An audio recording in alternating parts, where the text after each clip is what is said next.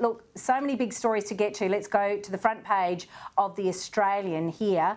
And the Financial Review is also covering this story, but the coalition unease as Nat's policies diverge on the front page of the Oz. And it says the Nationals have blindsided the Liberals by proposing major reforms to the Murray-Darling Basin plan that would disadvantage the river system in South Australia. That's your neck of the woods, Caleb. What do you make of this story?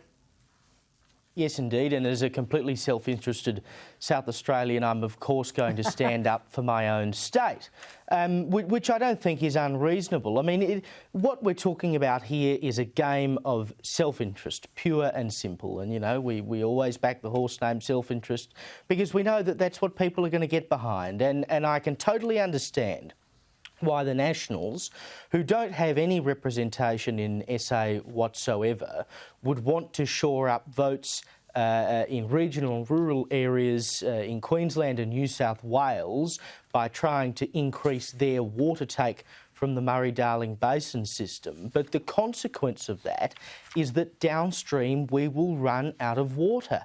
And I have seen the effects of drought on the Murray system at its terminal, which is down near Goolwa, which is the local Aboriginal word for bend. It leads to the Murray mouth. And I saw what Goolwa looked like more than 10 years ago now.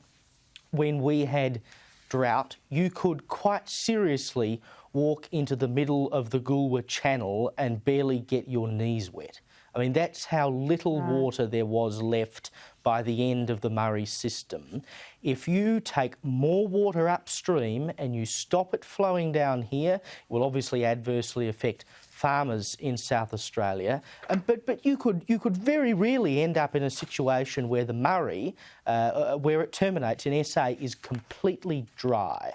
And that would not be a good outcome for the system at all. It's probably good for the votes for the Nats up in Queensland and New South Wales, but it would be no good for South Australia. And there is a cabal of South Australian senators across the political divide.